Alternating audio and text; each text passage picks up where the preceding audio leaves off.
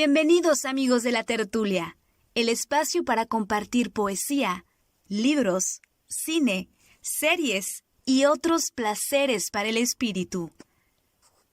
Estamos transmitiendo completamente en vivo a través de la señal de Radio WAPS en el 1180 de amplitud modulada. También nos puedes escuchar a través del MixLR, donde nos encuentras como Radio WAPS. Nos puedes ver en vivo en la página de Facebook Comunicación Radio WAPS.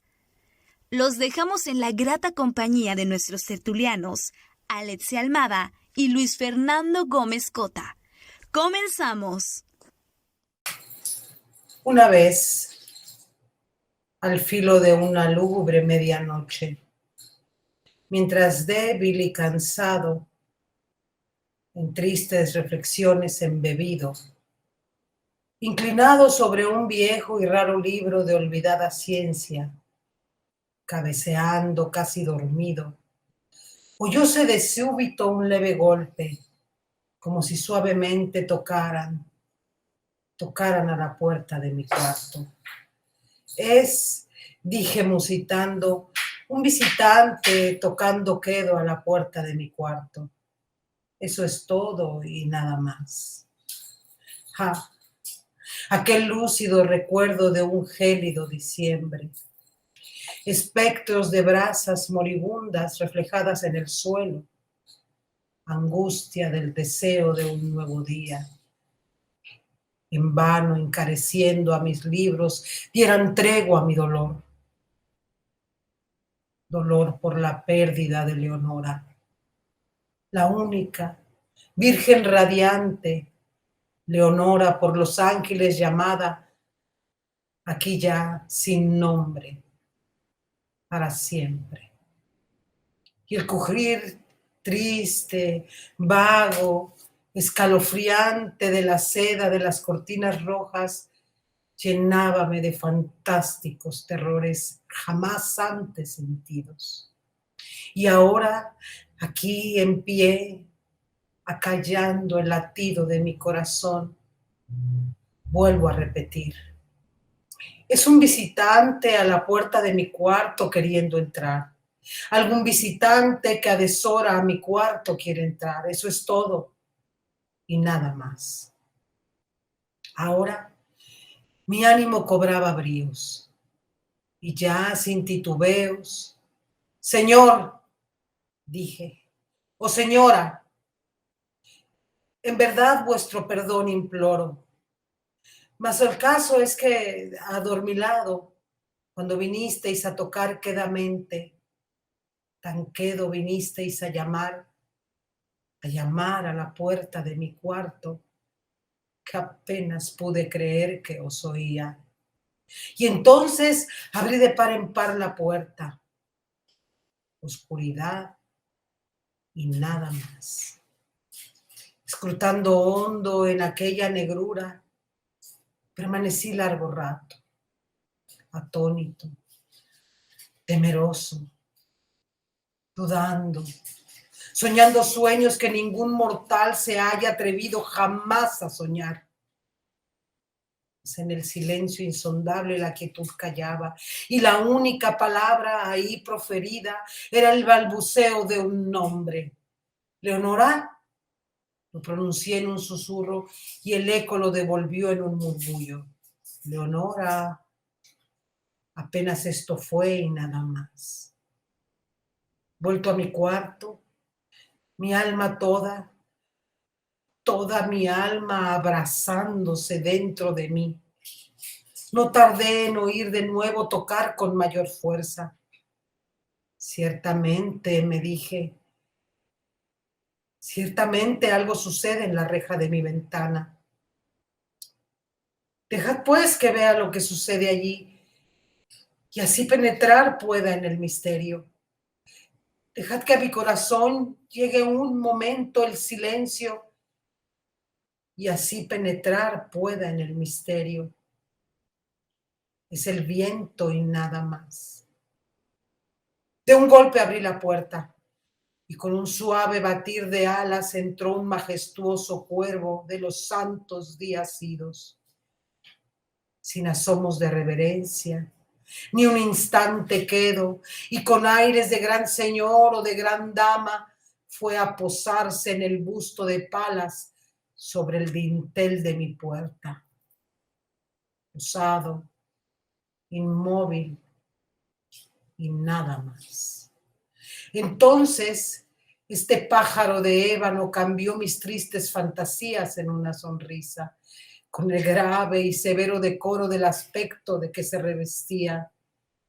Aún con tu cresta cercenada y mocha, le dije, no serás un cobarde, hórrido cuervo, vetusto y amenazador, evadido de la ribera nocturna. Dime, ¿cuál es tu nombre en la ribera de la noche plutónica? Y el cuervo dijo, nunca más. Cuánto me asombró que pájaro tan desgarbado pudiera hablar tan claramente. Aunque poco significaba su respuesta, poco pertinente era, pues no podemos sino concordar en que ningún ser humano ha sido antes bendecido con la visión de un pájaro posado en el dintel de su puerta, pájaro o bestia posado en el busto esculpido de Palas en el dintel de su puerta, con semejante nombre. Nunca más. Mas el cuervo, posado, solitario, en el sereno busto las palabras pronunció como virtiendo su alma solo en esas palabras. Nada más dijo entonces. No movió ni una pluma. Y entonces yo me dije, apenas murmurando, otros amigos se han ido antes. Mañana él también me dejará, como me abandonaron mis esperanzas. Y entonces dijo el pájaro, nunca más.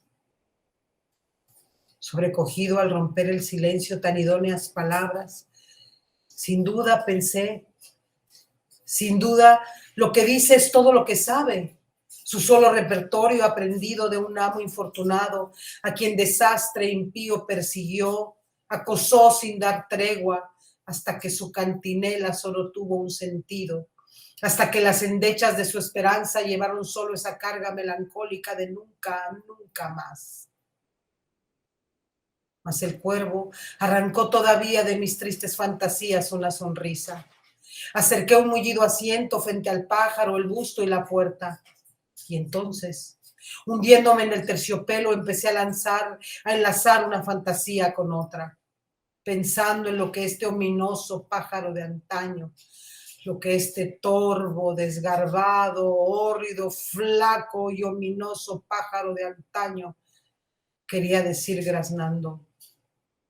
Nunca más.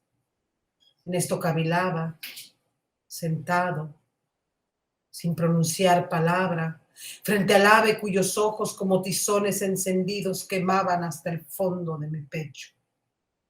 Estoy más sentado, adivinaba, con la cabeza reclinada en el aterciopelado forro de cojín, acariciado por la luz de la lámpara del forro de terciopelo violeta, acariciado por la luz de la lámpara que ella no oprimiría, ay, nunca más.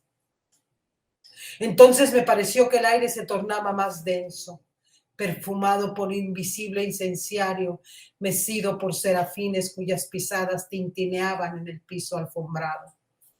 Miserable, dije, tu Dios te ha concedido por estos ángeles, te ha otorgado una tregua, tregua de nepente de tus recuerdos de Leonora. Apura, oh apura este dulce nepente y olvida a tu ausente Leonora. Y el cuervo dijo, nunca más. Profeta, exclamé, cosa diabólica. Profeta, si seas pájaro o demonio, enviado por el tentador o arrojado por la tempestad a este refugio desolado e impávido, a esta desértica tierra encantada, a este hogar hechizado por el horror. Profeta, dime, en verdad te lo imploro, dime, ay bálsamo en Galad, dime, te lo imploro. Y el cuervo dijo, nunca más. Profeta, exclamé, cosa diabólica. Profeta, sí, seas pájaro o demonio, por ese cielo que se curva sobre nuestras cabezas, por ese Dios que adoramos tú y yo. Dile a esta alma abrumada de penas, si en el remoto Edén tendrá en sus brazos a su santa doncella llamada por los ángeles Leonora. Tendrá en sus brazos a una rara y radiante virgen llamada por los ángeles Leonora. Y el cuervo dijo, nunca más. Sea esa palabra nuestra señal de partida. Pájaro o espíritu maligno, le grité presuntuoso. Vuelve a la tempestad, a la ribera de la noche plutónica. No dejes pluma negra alguna de la prenda de la mentira que profirió tu espíritu. Deja mi soledad intacta. Abandona el busto del dintel de mi puerta. Aparta tu pico de mi corazón y tu figura del dintel de mi puerta. Y el cuervo dijo, nunca más. Y el cuervo nunca emprendió el vuelo. Aún sigue posado en el pálido busto de Palas en el dintel de la puerta de mi cuarto. Y sus ojos tienen la apariencia de los de un demonio que está soñando. Y la luz de la lámpara que sobre él se derrama tiende en el suelo su sombra. Y mi alma, del fondo de esa sombra que flota sobre el suelo, no podrá librarse nunca más.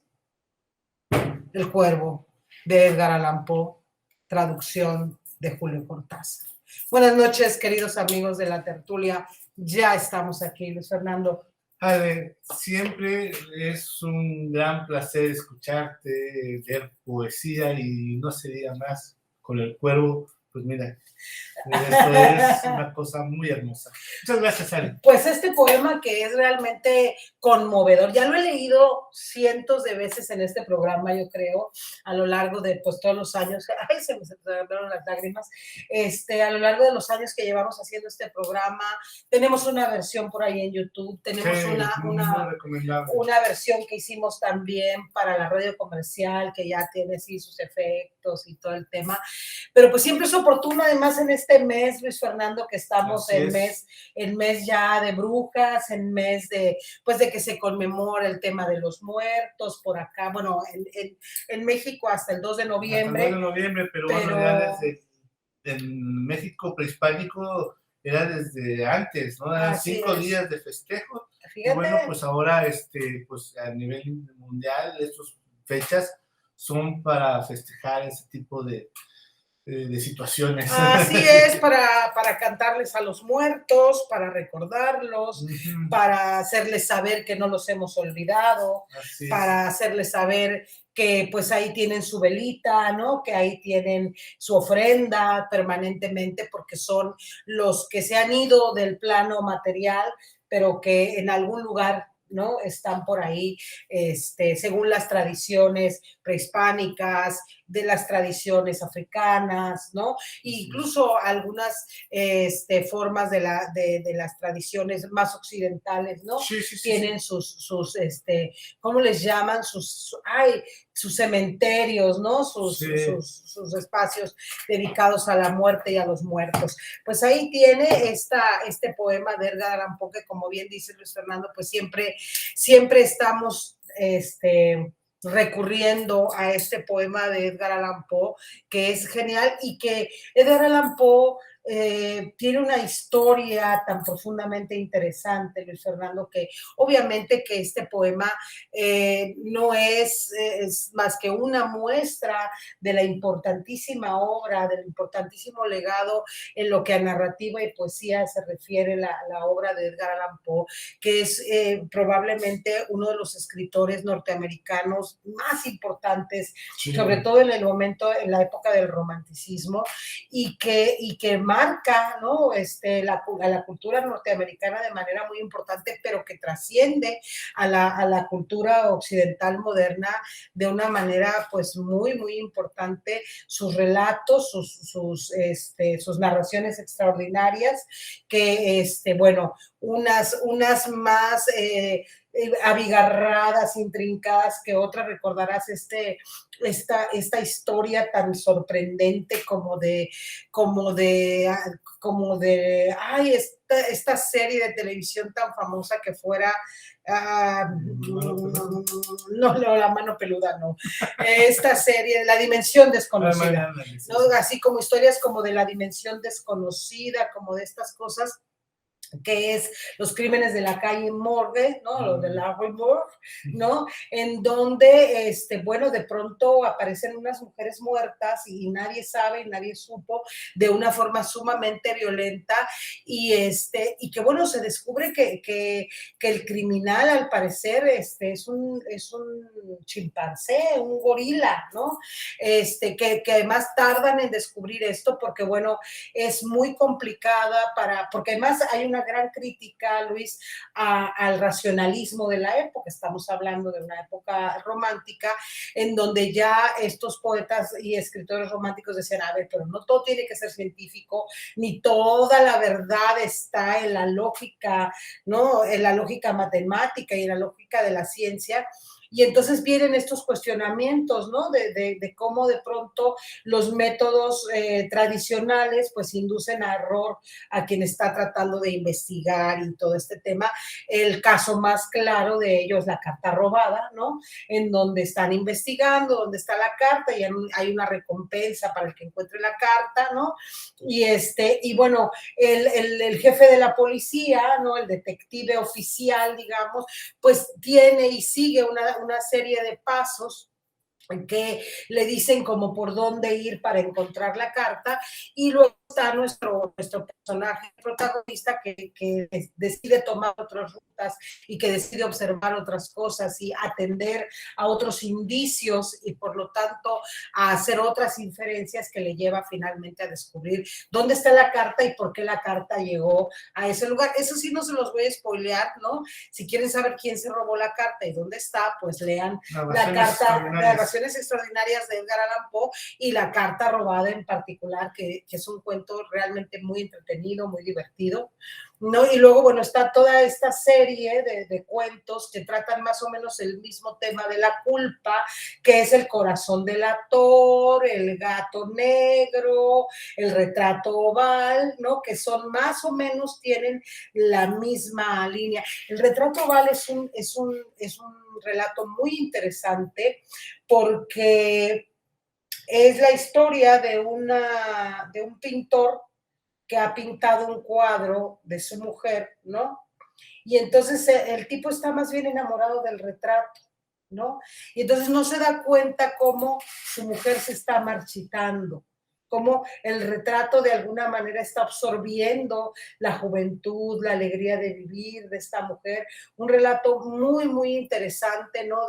Que habla pues del descuido de un hombre hacia su mujer y de cómo esta mujer se va marchitando muy dolorosamente, pues, ¿no? En la historia. Y bueno, El Gato Negro, que es un cuento de un hombre alcohólico, alcoholizado, que comete una serie de fechorías que lo van llevando a la culpa y a la culpa. Lo primero que hace es matar a su gato y de ahí se le desencadena una serie de cuestiones traumáticas. Hablando de gatos, mire usted, y cómo pues este personaje se va llenando de culpa. El tema de la culpa va a ser un tema muy importante en la obra de Edgar Allan Poe, y también todo lo que tiene que ver con la angustia, las fobias, ¿no? El barril de amortillado, que habla de un hombre que está tratando de cuidarse de que no lo entierren vivo y al final lo entierran vivo, ¿no?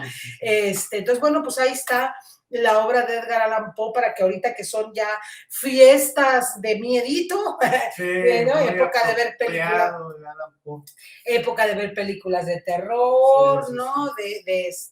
De escribir cosas también terroríficas y demás, sí, pues sí. Ahí le dejo yo la invitación para que vea usted unas Para que vea usted, no. Para que lea lea usted con la familia, la prendan obra. unas velas, lean el libro así. Así familia, y muy bien. Así es. Seguro. Ahí tiene, pues, al maestro Edgar Allan Poe. Muy bien, y Ale, pues mira, aquí tenemos un libro muy padre, me gusta mucho. Ahorita que estaba escuchando con las figuras que maneja el poema del cuervo, pues hay elementos que tienen que ver con la mitología, el mismo cuervo, ¿no? Pero mira, tenemos aquí el tomo número 1 de mitología, es una antología ilustrada de mitos y leyendas del mundo. Este es editado por el Libros del Rincón, que es el Programa Nacional de Lectura. Ok. Y pues son libros que se manejaron mucho en las bibliotecas escolares, también distribución gratuita, está prohibida su venta. Y dice, los mitos son espejos mágicos en los que podemos contemplar el reflejo no solo de nuestras ilusiones y nuestros temores más profundos, sino también de los pueblos primitivos que nos precedieron, presentes en las raíces de gran parte de nuestra literatura, arte y religión. Los mitos constituyen el legado del imaginario universal. Y esta antología reúne más de 300 mitos de todo el mundo. ¡Wow! Eso es el tomo 1, para que tenemos ahí en el tomo 2. Pero así como tu técnica que es especial, es abrirla y seguramente ahí donde vayas, pare, ahí va a ser. Porque ahí es. Ok, pues vamos a ello. Así nada más. Sí. Y ahí está. Trágico final para el monstruo. Bueno. Gilgamesh era partidario de perdonarle la vida, pero Enkidu, olvidando sus antiguas objeciones, rechazó tal posibilidad. Amigo mío, si atrapas un pájaro, ¿a dónde han de ir sus polluelos? Dijo crípticamente. Acaba con él, mátalo, pulverízalo. Gilgamesh clavó entonces su espada en Huwawa y Eidiku y le cortó la cabeza. Había una razón, sin embargo, para mostrarse preocupados. Había olvidado que Huwawa lo había dejado guardián del bosque, el propio Enlil, y sin duda, querría vengar su muerte. Pero hasta que eso ocurriese, lo propio era saborear las mieles del triunfo, y cuando regresaron a Uruk, ambos fueron aclamados entre vítores por sus habitantes. Una vez en casa, Gilgamesh se lavó el cabello y la ropa sucios a causa del combate. Tras vestirse sus mejores galas y colocarse la corona, dirigió su mirada a las mujeres de Uruk. Aunque solo sucumbieron a sus encantos las mortales. En efecto, la diosa Ishtar, la Inanna de los sumerios, protectora de Uruk, había quedado también muy impresionada, y en cuestiones amorosas no se andaba precisamente con rodeos. Ven a mí, Gilgamesh, y sé mi amante. Comparte conmigo el regalo de tu futuro. Acto seguido, le recitó las múltiples ventajas de que disfrutaría si se casaba con ella, empezando por un carro de oro y lapislázuli. Y lo mejor de todo, reyes, nobles, príncipes, todos se someterán a tu poder. Ciertamente, Gilgamesh no lo tenía fácil. Acababa de ofender a Enlil, por lo que esta vez debía actuar con mucho tacto. Pero con el recuerdo de su victoria sobre Huwawa fresco, no estaba para muchas diplomacias, ni tan siquiera con una diosa. Así que optó por rechazar sus irresistibles encantos. Al fin y al cabo, se preguntó, ¿qué es Ishtar? Una puerta mal cerrada que permite paso de las corrientes del aire. Un palacio donde no tienen cabida sus propios guerreros. Incluso llegó a compararla con un odre, un ariete que solo servía para destruir las murallas de su propia ciudad. Así como con un zapato que no andaba al ajustar el pie. Pero lo peor de todo fue cuando se puso a repasar el pasado de la diosa. Ven, le dijo con sarcasmo, Deja que te enumere todos los amantes que has tenido. Y fue enumerando a los desgraciados que habían ido sucumbiendo a los encantos de la diosa. Una letanía de esas características habría soliviantado a la persona más pacífica, e Ishtar no lo era.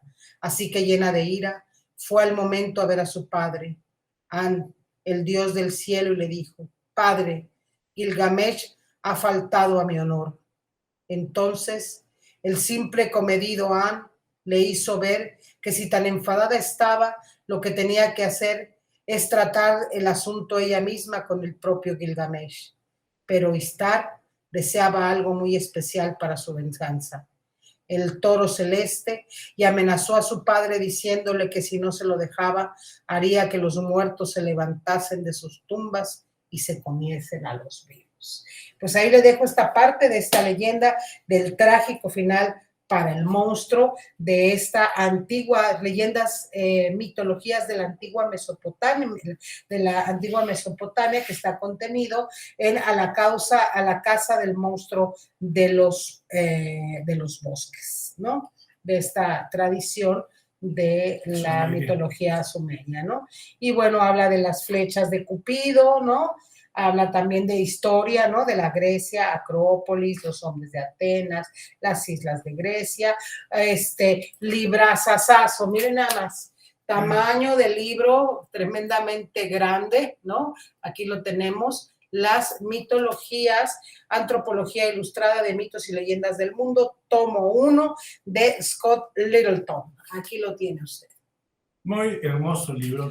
Así es. Pues de las joyas que la Secretaría de Cultura y pues el Programa Nacional de Lectura pues ha confeccionado para los lectores de México. Así es, y la Comisión Nacional también de libros de texto gratuitos, ¿eh? Así es. ¿Qué te parece? Pues ahí tenemos. Muy interesante, y dentro también de estas editoriales, de estas grandes casas que han trabajado para publicar lo mejor de lo mejor. Aquí tenemos un número de esta tierra adentro. Wow. Pues está en 2004, ¿no? Y fue dedicado a la historia de la aviación. Se llama Horas de Vuelo. Fue un homenaje a los pilotos Francisco Sarabia y Luis M. Cross. Y sobre aviación hay 5 ensayos muy interesantes. Una crónica de Franz Kafka, cuentos, poesía, y bueno, está muy interesante este número, y vamos a buscar el texto que tiene que ver con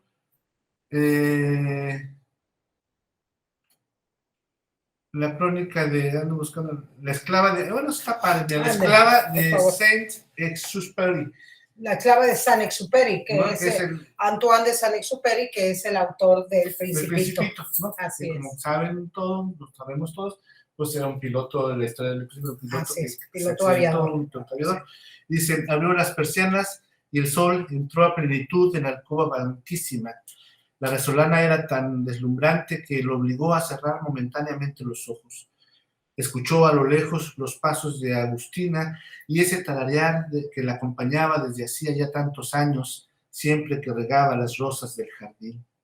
Se acomodó trabajosamente en la silla y abrió el periódico. La cercanía del verano aliviaba un poco el dolor de sus huesos y sus pulmones. Soy prisionero de un césped en un parque adormecido. Una aguja tembló en un manómetro y en esa verde espesura. Azul, el banderín del cielo. Azul, su propia cometa ambulatoria. Abajo, el verde, acaso el ocre de una tierra cercada por las nubes. Mientras admiraba el fuselaje en miniatura del Latecoere 25, aquel heroico monoplano construido de madera, aluminio, metal y tela, recordó otros viajes, golpes de timón en el aura del cielo. De 9.45 metros de largo y un ala de 17.40 metros, el Latecoere volaba con motores Renault e hispano-suizo de 400 caballos y un peso de 700 kilos aproximadamente. Se elevaba ligero y, sin embargo, y fue allí, a más de 1000 metros de altura, donde pudo apreciar por primera vez lo que brillo ponía el temor en los ojos de Consuelo. Por el frío, 10 grados abajo, 10 grados bajo cero y corriendo. El viento se colaba incluso bajo la ropa de abrigo que llevaba. Pequeño, desde la altura, Buenos Aires. Durante 2 años, con la cabina al aire, siguiendo la misma ruta. Abajo, las enormes praderas argentinas, pero la verdadera ruta siempre había sido el aire. Ruta, espejo, espejismo, incluso aquella madrugada, sí, fue la misma que habías presentido desde niño, la misma que habías dibujado una y otra vez bajo el cielo ahora rojo del Mediterráneo, bajo sus aguas frías, y entonces viste la pulsera en medio del océano y del Azul. A pesar de la intensa punzada en tu costado, viste brillar el brazalete. Esclava. Te había dicho Consuelo una noche lejana cuando abriste el regalo que celebraba tu regreso y su llegada a Francia. Tu esclava. Fue también lo último que dijo al tiempo de entregarte el brazalete. Viste, pues, el brillo de oro bajo el agua. Viste también la transparencia de sus ojos y lloraba en un instante luminoso, adivinaste la forma de abandonarlo todo. Tu rastro, deliberadamente, perdido, tus restos, solo las palabras. Ahora, con el diario delante, 56 años después, confirmaste el triunfo de tu ingenio. Diario, ¿verdad? 3 de junio de 2000. El hallazgo del avión en el que desapareció Saint-Exupéry reaviva su leyenda. Ángel Calvo, París. Un buzo dice haber localizado en el fondo del mar cerca de Marsella, sureste de Francia, el avión en el que desapareció en julio de 1944 el escritor Antoine de Saint-Exupéry, lo que reaviva una leyenda que él ayudó a alimentar con su vida de aventurero. El buzo explicó que hace 18 años localizó los restos del avión del autor del Principito. Hace 11 años sacó algunas fotografías, pero seguía sin imaginar que los fragmentos dispersos por varios centenares de metros cuadrados del fondo del mar, a casi 100 metros de profundidad, podían ser los del Lightning P-38 que piloteaba Saint-Exupéry. La primera pista le llegó el pasado mes de septiembre, cuando un pescador encontró en sus redes, cerca del lugar en que había tomado las fotos, un brazalete del escritor. Wow. Hasta ahora había varias hipótesis sobre la desaparición del escritor, entre ellas una avería en el suministro de oxígeno cuando se encontraba a gran altitud, un problema de salud o incluso un suicidio. Pero Van Rel privilegia otra que lleva unos meses contrastando por internet con pilotos de la Segunda Guerra Mundial. Una colisión con un avión alemán. En efecto, a unos 50 metros de los supuestos restos del avión de Saint-Exupéry, en el fondo del Mediterráneo, están los de un bombardero alemán que, por su estado, parece también haber sufrido un choque. ¿Cómo la ves? Qué interesante, ¿no? Porque pues tiene todo que ver con la historia del aviador, del propio relato del Principito, y pues muy, muy interesante. Y además, más que ello, Luis Fernando, estas revistas de colección, ¿no? Que pues cada vez están más en desuso porque los blogs y las revistas virtuales han llegado pues a sustituir de alguna manera, y que bueno, también está esta parte del ahorro del papel y todo este tema, pero... Sí. Pero qué añoranza, ¿no? Aquí tenemos otra revista que me parece realmente valiosa, Luna Córnea, ¿no? Tenemos aquí el número de 18, que es de 1999. Fíjate, una revista que costó 50 pesos, costaba 50 pesos, y es realmente un documento, miren nada más qué cosa tan valiosa, interesante, nada de publicidad, ¿no? Nada de publicidad. Todo es puro contenido en esta revista que trae. Tengo aquí mi dedo porque encontré algo que me pareció sumamente interesante, pero ya viéndola pasar, ¿no? Ya veo que tiene de diferentes cosas, de diferentes géneros, fotografía, obra literaria, artículos, diferentes cosas, ¿no? Muy, muy interesantes. Dice, es posible pensar en términos de una forma narrativa verdaderamente fotográfica, se pregunta John Berger en el último capítulo de Otra manera de contar. comentar. Las páginas de esta entrega de Luna Córnea reiteran el sentido de este interrogante y ensayan algunas de sus posibles respuestas, ¿no?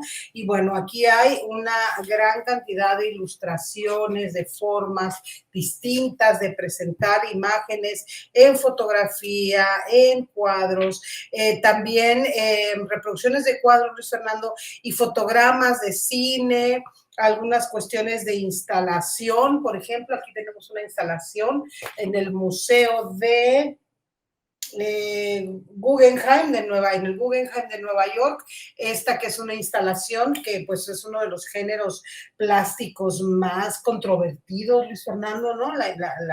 Aquí tenemos, mire, una instalación que emula este cuadro famosísimo, ¿no? Ahí la tenemos, en este lado, obviamente el cuadro, en este lado la instalación. Dice, es José Salomé Piña, Sansón y Dalila, de 1851, un óleo sobre tela, que está en el Museo Nacional de Arte del Archivo Hinojosa, y del otro lado tenemos a Miguel Caledore, empleado del mes número 3, ¿no? Que es a partir de Sansón y Dalila, una fotografía de 1998. Y tiene, ¿no? Estos ejercicios son sumamente interesantes. Estaría padre de pronto, ¿verdad?, aventarse unas performances de este estilo. Y luego, bueno, el crimen de Santa Julia, los signos físicos de la defensa gráfica. Y aquí tenemos, pues, unas cuestiones de fotografía muy interesantes, ¿no? De una fotografía, de unos estilos fotográficos que se hicieron muy famosos por ahí en la década de los 70s. Fotografías de la Ciudad de México que siempre se agradecen mucho, Luis Fernando. La verdad es que a mí me encanta ver fotografías, ¿no? La narrativa fotográfica de la prensa mexicana, esto, ¿no? Algunas cuestiones, miren, como de radio, de fotonovelas y estas cosas, ¿no? Que empezaban los géneros de ficción.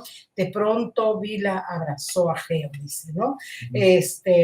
De publicidad también, ¿no? Empiezan a salir cosas de publicidad también.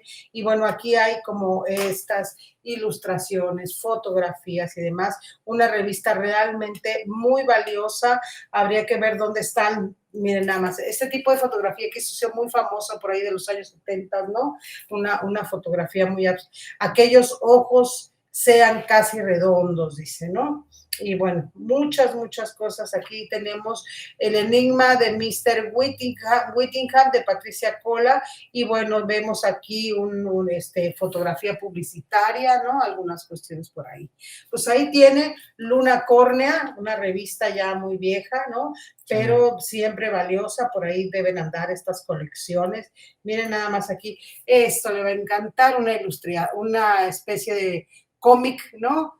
Con la figura de Pedro Infante por ahí usándola. Dice, este es un cartón original de la historieta Los amores íntimos de Pedro Infante, esta historieta que pues debe haber surgido, ¿no? en un momento dado en que ya se estaba necesitando, ¿no? explotar un poquito más la figura de Pedro Infante ya en medios gráficos. ¿Te acuerdas de los puestos de revista, Luis Fernando? Por supuesto, y había quienes nos quedábamos, a veces no comprábamos mucho, pero nos pasábamos ahí un buen horas, rato, ¿verdad? Leyendo todo lo que se estaba publicando, las revistas de todo tipo ahí había para ficción, noticias, había veces que las amas de casa buscaban mucho con moldes para costuras y recetas, claro. ¿no? Las Patrones revistas de costura. moda, en fin, había unos puestos que así como una, ¿cómo se llama? Había así como un pendón, ¿no? Sí, como una exacto. Nada más era esto así, ¿no? Sí. Y eran muy socorridos, porque además se vendían mucho también libros, algunas veces libros de viejo. Colecciones fasciculares que iban saliendo los tomos, y cada semana ibas por tu tomo.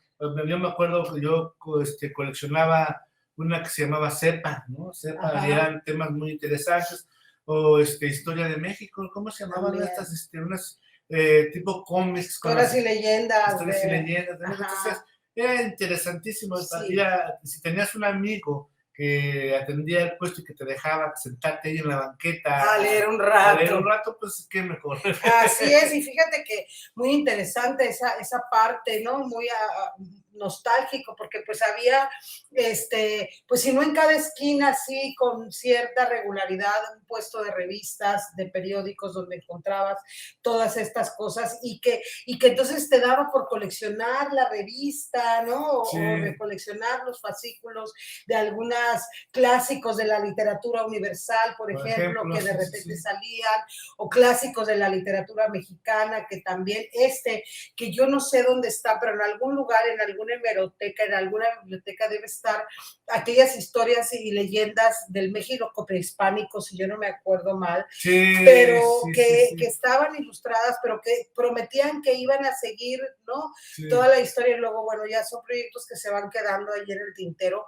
Pero sí que, fíjate que yo añoro un poco los puestos de revistas que solían estar donde las paradas de los camiones, tal, y que había toda suerte de géneros literarios por ahí. Yo de pronto sí añoro esas cosas que a uno le gustaba atesorar el papel, ¿no? Y tener ahí todas sus revistas de no sé qué y no sé cuál ahí muy ordenaditas. A mí las revistas particularmente. Que tenía la colección de Calimán, ¿no? Por ejemplo, aquellas cosas de Lágrimas y Risas, que también esas eran muy cosas que se hicieron muy famosas, ¿no? Que antes era muy reprochado que la gente leyera estos cómics, pasquines, ¿no? Que se llamaban, ahora ya no hay tanta condena social a las personas que leen estas cuestiones, pero todo aquello que era, como dices, Calimán, Superman, el Condorito, y bueno, aquellas cosas que eran el libro vaquero, el libro semanal, el libro sentimental. Rarotón. Bueno, porque iba claro, pero eso era Lágrimas y Risas, ¿no? Lágrimas y Risas que hizo Rarotonga, Ruby, luego un montón de historias que luego pasaron a Teresa. Muchas de esas historias que luego vieron ustedes en las telenovelas fueron originalmente de Lágrimas y Risas, de aquella famosísima señora llamada Yolanda Vargas Dulce, ¿no? Sí. Que pues que se hizo muy pudiente con estas revistas. No. Y Memín Pinguín, ¿no? Era un personaje que no formaba parte de la saga Lágrimas y Risas, pero sí de la misma editorial. Y dicen por ahí que Memín era como autoría del esposo de ella, ¿no? Okay. Que era como otra línea, ¿no? Y que bueno, fue una editorial, ¿no? Que se hizo muy famosa y muy prominente, pues porque era una época en que la gente le gustaba traer siempre su librito, su cuadernito. En lo que esperabas en la fila para subirte al camión. O en el camión. En el camión, en el metro, te aventabas tu lectura del Águila Solitaria, en fin. Exacto. Y fíjate cómo dice el otro día, hace un tiempo vi un meme que decía algo así como: no le echemos la culpa a los dispositivos electrónicos, el ser humano siempre ha encontrado la manera de ignorarse. Y entonces se ven muchas personas arriba de un camión y uno va leyendo un periódico, otro va leyendo una revista, otro va leyendo un librito de estos, de pasquines que dices, y realmente es cierto, o sea, lo que ahora estamos en el celular metidos y con los audífonos, antes era, veías que venía la gente y ¡pum! El periódico, ¿no? ¡Pum! Tu revista, y ahí te clavabas, ¿no? Y así como que hacías que no veías que nadie te veía, ¿no? Mire usted esta impresión, qué bonita. Me encanta cuando las revistas, las publicaciones se permiten otras tipologías, ¿no? Sí. Gráficas, pues esto es muy... Se agradece, visualmente descansa la vista y jala la atención. Así es. Dice, la sonrisa de América. Fui capturado y embarcado como un animal rumbo a América. Al llegar fui vendido como esclavo. Mi primer amo era un hombre brutal, dueño de extensos campos y de un sinnúmero de esclavos al sur del Mississippi. Al amanecer recorría a pie la plantación para infligir con mano propia castigo a los perezosos. Yo, sujeto por el cuello a una cadena, lo acompañaba. A pesar de mi condición, jamás fui golpeado ni forzado a trabajar como los demás en la cosecha. Mi función se limitaba a cantar en voz alta los azotes. Al tiempo que estuve allí, fui su mascota, su bufón. En las fiestas era exhibido ante una corte mezquina de adulones. trepado en una tarima, recitaba cosas que no entendía. Todos aplaudían y me elogiaban. Mi amo reía satisfecho. A finales del verano dispuse un hoyo en un lugar alejado del parque, lo suficientemente profundo como para que un humano, una vez dentro, no pudiera salir. Una noche de insomnio, mi ánimo cayó por accidente en la trampa. Me incliné sobre el borde y dejé caer 2 piedras enormes para aplastar los gritos. Sin hambre, realicé la faena. Enterré los restos y sellé el pozo. No me impulsó el rencor. Yo no conozco la angustia ni el remordimiento. Por otra parte, siempre he procedido igual.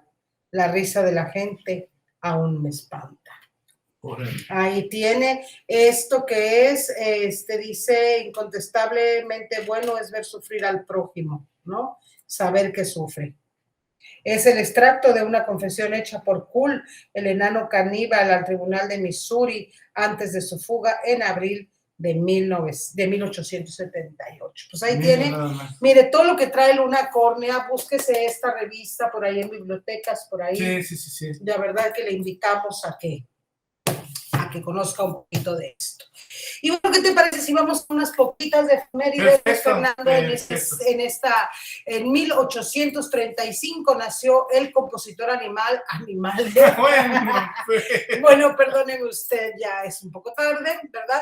Nace el compositor alemán Félix Drakeske, autor de 8 óperas y obras de teatro, 4 sinfonías y mucha música de cámara y vocal. Murió el 26 de febrero de 1913. Y en 1869 muere el escritor estadounidense Edgar Allan Poe, destacado creador de narraciones de misterio y algunas de terror. Entre ellas sobresalen El Cuervo, Las Campanas, El Escarabajo de Oro y El Gato Negro. Nace el 19 de enero de 1809. Así es que El Escarabajo de Oro por ahí tiene unas reminiscencias a esta película que se llamó La Invención de Cronos, una película muy famosa de terror mexicana, ¿no? En 1885 nació el físico danés Niels Bohr, ganador del Premio Nobel de Física en 1922 por sus trabajos sobre la estructura atómica y la radiación fueron tomados como base para la física atómica y nuclear modernas. Murió el 18 de noviembre de 1962, que no batalló con el átomo de Bohr en la preparatoria. No, y de hecho era lo más sencillo, lo más práctico para entrar a ese mundo, ¿no? Así es. Y en 1887 comienza en París, Francia, la construcción de la Torre Eiffel, actual símbolo de Francia y de su capital, que sirvió como presentación de la Exposición Universal de París en 1889. Que decían que iba a estar ahí nada más un tiempo, o sea, era así como provisional, nada más para la exposición, y mire, pues ahí se quedó ya para siempre, ¿no? Ahí la torre, bueno, no para siempre, ¿verdad? Nunca se sabe. No sé, a lo mejor nunca alguien se sabe. Por ahí alguien la quería vender a la hojalatería. Bueno, esperemos que para tanto, ¿verdad? En 1910 nació el filántropo estadounidense Henry Plummer McHenry, conocedor de arte y antigüedades de América, viajó por el mundo y presidente del Museo de Arte de Filadelfia. Murió el 11 de mayo de 1896. 1986. Y en 1927 nace el escritor español Juan Benet Goitia, considerado por el escritor Javier María Franco como el más influyente de la segunda mitad del siglo XX en España. Escribió novela, drama, ensayo, cuento. Muere el 5 de enero de 1993. Así es, y en 1943 muere la novelista, poeta británica Radcliffe Hall, autora de 8 novelas de corte lésbico y 5 volúmenes de poesía, cuyos temas eran naturaleza y erotismo. Murió el 12 de agosto de 1880. Ok, en 1948 nace el escritor y poeta estadounidense Diane Gaiman, cuya obra ha sido publicada en los periódicos más importantes del mundo. Entre sus obras destaca Historia Natural de los Sentidos y Magia Misterio de la Mente, la maravillosa alquimia del cerebro. Así es, y en 1982 muere el novelista y guionista de cine español Alejandro Núñez Alonso, considerado como el mejor autor de novela histórica de todos los tiempos. Nació en 1905.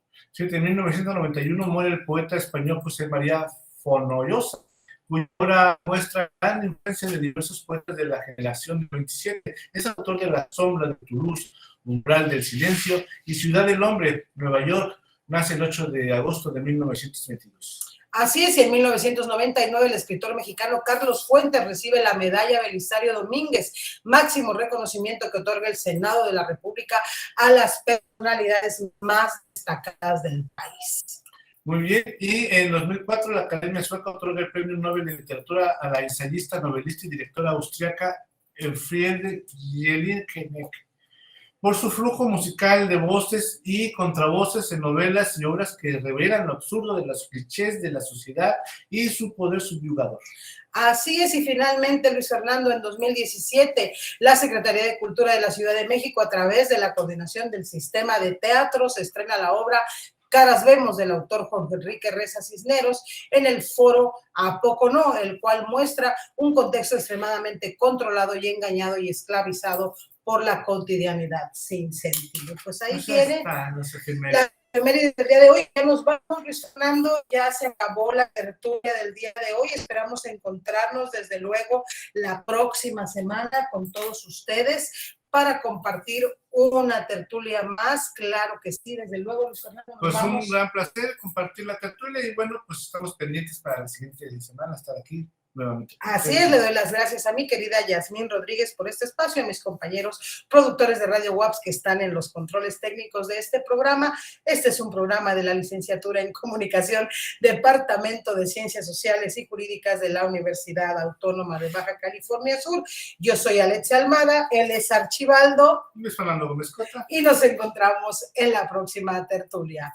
Chao.